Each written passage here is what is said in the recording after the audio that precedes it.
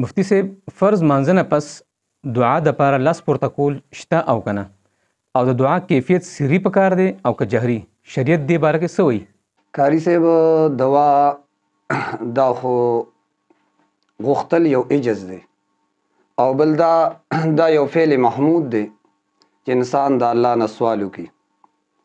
فرض موز نه بعد دوا کې لاس اوچتول مشکات ړومبی جلد صفحه 77 باندې حدیث ته نبی علیہ الصلوۃ والسلام صحابي ته ویلو چې کله ته موز وکې د موز نه پس بیا خپل لاس اوچت کا او د الله نه سوال وکړه او کتا موز وکړه او د موز نه پس ته لاس اوچت نه کو او دوا د الله نه او نه غوښته نو ستا د عمل یعنی عبادت خداجن دا بیا خداج دی.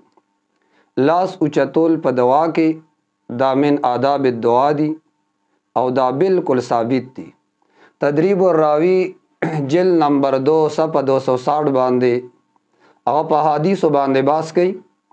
بعض روایات هغه متواتر دي په تواتر معنوي سره، لکه هغه حدیث چې پاغه کې د دوا په باره کې راغلي دي او هغه بیا فرمایي تقریبا 100 احادیث داسې شته چې پاغه کې په دوا کې لاس اوچتول هغه فکار دي.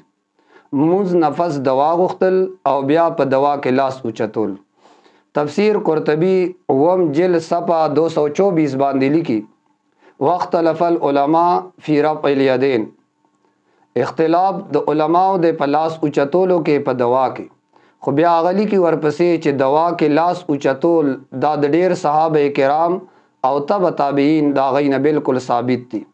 تفسیر روح المانی اتم جل صفحه 140 باندې لیکي وذکروا للدعاء آدابا کثیره، آداب وې د دوا د فار ډیر دي او بیا آداب ذکر کړی دي. استقبال القبله بل ادب ذکر کړی دی، ابتداء او اختتام هغه په درود سره.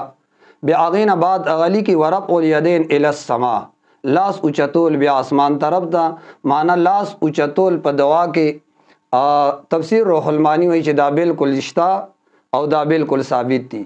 فتاوا مصریه صفحه 159 باندې بهترین باس کړی دی او چې کوم ځای نبی علیہ الصلوۃ والسلام لاس اوچت کړی دي هغه احادیث مبارکه را جمع کړی دي.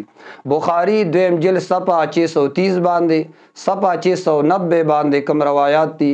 مسلم ډومبه جلد صفحه 313 باندې او صفحه 113 باندې پاغه باندې هم دوړ روایات دي. مسلم ثانی دویم جلد صفحه 93 باندې پاغه باندې هم هغه روایت ذکر کړی دی. او بیا صفحه 162 باندې اغالی کی بالجمله وی دعا کې لاس اوچتول شتا او په دې باندې ډیر روایتونه هغه موجود دي. فتاوا کبرا ډومبه جلد اغباس کړی دی چې دوا کې لاس اوچتول شتا. فتح الملهم دویم جلد صفحه 175 باندې او صفحه 177 باندې هغه باس کوي او اخر کې بیا وایي چې دوا پس د فرض مزنا هغه وایي دا غوړه د هغه نه چې پس د نپنولا سړی دوا غواړي او بیا وایي چې دومره فضیلت دی لکه فرض موز چې په نپلو باندې بهتر دی نو دغه کشانته د فرض موز نه دوا غختل بعد دا بهتره ده. دغه شان الغنیا د عبدالقادر جیلانی رحم الله کتاب د دویم جلد صفحه 151 پاغه باندې هغه باس کوي او هغه وی رابح هغه سړی دی چې هغه لاس اوچت کو په دوا کې کله چې هغه فرض موز وکا او د فرض موز نه فارغ شو. او بیا وی خاسر هغه انسان دی چې هغه دوا وکړه موز وکا او موز نه بعد دوا یې ونکړه بغیر د دوا د جمعات نه وته. او دا کشان کتاب الزهد 404 صفحه باندې لیکي کان اذا فرغ من صلاته ورفع يديه وضمها وقال رب اغفر لي. معنا نبی علیہ الصلوۃ والسلام وی موز نه چې فارغ شو نو بیا هغه لاس اوچت کړی دی او دوا یې غوښتې ده. مسند حمیدی ډومبه جلد صفحه 453 باندې روایت راوړی دی چې لاس اوچتول په دوا کې داشتا. ابن کثیر ډومبه جلد صفحه 545 باندې باس کړی دی هغه وی چې لاس اوچتول په دوا کې شتا. فرض موز نفس نبی علیہ الصلوۃ والسلام لاس اوچت کړی دی او دوا یې کړی ده. ها باقی اجتماعي دوا ده کنه نو هغه اجتماعي دوا چې کله امام شروع کی مقتدی هغه ناس ته امام سره دوا شروع کوي امام ختم کی بیا مقتدی هغه سره دوا ختمي دغ کشان ته دوا غختل د حدیث سره ثابت نه ده چې په کومه دوا کې هغه کې التزام دی. معنا امام مخرا وګرځي خلکو ته کوم طرف ته او بیا امام دوا غواړي رستو مقتدیان پاغي باندې آمین آمین آمین دا وای دغ کشان ته دوا دا په حدیث مبارکو کې ثابت نه ده. نو لاس اوچتول په دوا کې دا بالکل ثابت دي. باقی پر ازمون نه بعد دوا غختل هغه څنګه دي؟ نو نبی علیہ الصلوۃ والسلام د فرض مز نه بعد دوا کړی دا او شریعت مطهره نه بالکل دا ثابت عمل له. نبی علیہ الصلوۃ والسلام صحابه کرام هغه د فرض نه بعد هغه دوا کړی دا او نبی علیہ الصلوۃ والسلام د فرض نه بعد د دوا بارکه صحابه کرام له ترغیب ور کړی دی. بلکې نبی علیہ السلام حدیث مبارکو کې چې کم مقامات راځي چې دوا پکې خ قبليږي یو په هغه کې د فرض مز نه بعد دوا ده. اذان او اقامت په مینس کې دوا داخه قبليږي بلې د پښمنی په ټیم کې سحری په وخت کې افطارای په وخت کې تهجد په ټیم کې بلې پکې دا ذکر کړی دی د فرض مز نه بعد د فرض مز نه بعد دوا داخه قبليږي. نو د فرض مز نه بعد هغه دوا شتا او نبی علیہ الصلوۃ والسلام مغیرہ ابن شعبہ رضی اللہ تعالی عنہ هغه فرمای نبی علیہ الصلوۃ والسلام بهر فرض مز نفس دا دوا غختا لا اله الا الله وحده لا شریک له له الملک وله الحمد وهو على كل شيء قدير اللهم لا مانع لما اعطيت ولا معطي لما منعت ولا ينفع ذا الجد منك الجد. نبی علیہ الصلوۃ والسلام مغیرہ ابن شعبہ رضی اللہ تعالی عنہ فرمای چې دا اسکار د نبی علیہ الصلوۃ والسلام د فرض مز نه بعد کول. مصنف د ابن ابي شیبہ دغه روایت ذکر کړي دا دوای ذکر کړي دا چې نبی علیہ السلام بسلام اجار باسو نو بیا د سلام نه بعد نبی علیہ السلام بدا خامخا دا دوا غختا. معاذ بن جبل رضی اللہ تعالی عنہ نبی علیہ الصلوۃ والسلام هغه فرمایي و یو ورځ نبی علیہ السلام زما د لاس اونی و او ما ته وی اے معاذ ما ته لبیک یا رسول الله ما ته وی انی احبک په زتا سره ډیره مینه ساتم.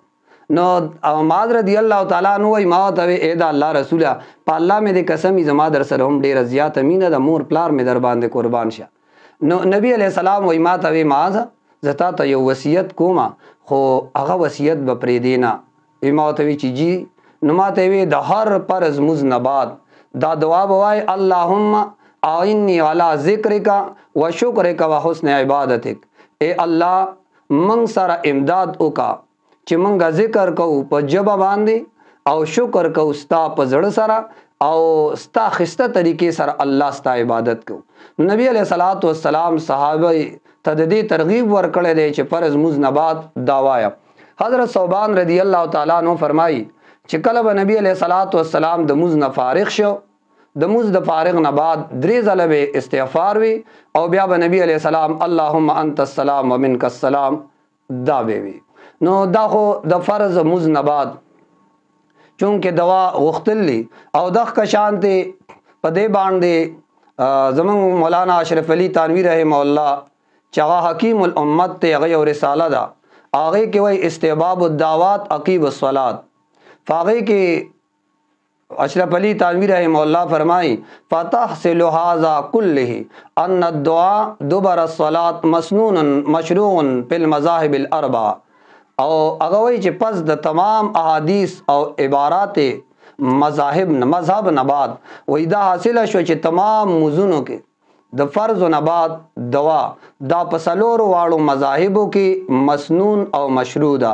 امداد الفتاوا دریم جلد صفحه 247 باندې غیباس کړي دغه شان مفتی کفایت الله صاحب کفایت المفتی دریم جلد صفحه 354 باندې باس کړي چې فرض نه بعد دوا غختل دا بالکل ثابت دي احادیث صحیحه سره هغه وی او ابدا بالکل نهایت واضح طور باندې دا خبره ثابت ده چې فرض نه بعد او د سنت نه مخکې دوا غختل ادعیه معصوره هغه مقدار پورې دواګانې غختل او ذکر کول بلا کراهت هغه وی دا جایز دي. بلکې اوس وخت کې هغه وی فرض نه بعد دوا غختل دا بالکل سدي بهتره خبره ده. او دغه شان فتاوا محمودیه مفتی محمود صاحب کتاب الصلات جلد 5 صفحه 678 باندې هغه باس کړی دی چې د موز نه بعد لاس اوچتول او دوا کول دا شرعاً ثابت دي او مستحب دي. ها اتفاقاً وای که چرته داسې وشو که چا د فرض موز نه بعد دوا ونکړه نو په هغه باندې اعتراض نه دی کول پکار چې یاره ته ګنې دا تاولې داسې وکړله نه کوي نه کړه نو سشته دی نه ځکه فرض او واجب دا نه ده. او دغه شان عزیز الفتاوا صفحه 112 باندې امتداد المفتیین صفحه 216 باندې هغه باس کړی دی چې فرض نه بعد نبی علیہ الصلوۃ والسلام لاس اوچت کړی دی او نبی علیہ الصلوۃ والسلام دوا غوښتې ده. ها اجتماعي چې کوم دغه دی کنه اجتماعي دوا ده نو هغه دارا چې بعض جمعتونو کې داسي ک امام دوا وګ نکړه مقتدیان پر اور اخلي چې داولې د دوا و نکړه او کچرته وګدې وکړه نو بیا مقتدیان رو راغی نه بیا هم نه خلاصيږي. نو داسې د موز نه بعد امام چې کله قوم تر مخره وګرځي نو د هغې نه بعد بیا په کار دادي چې امام ځان له دوا غواړي او مقتدیان هغه د ځان له دوا غواړي. دا بنه چې مقتدیان د امام انتظار کوي دغه التزام دغه بالکل ثابت نه دی چې وارو کا امام دوا شروع کوي نو زبا دوا شروع کوم امام دوا ختمي نو زبا دوا ختموم یا امام داسې وکړي د مقتدیانو ته ګوري چې یاره څوک دی پکې او څوک په دې باندې خوشحالېږي دا غي دا خپل دغه نو هغه دواګانې هغه بالکل ثابت نه دي.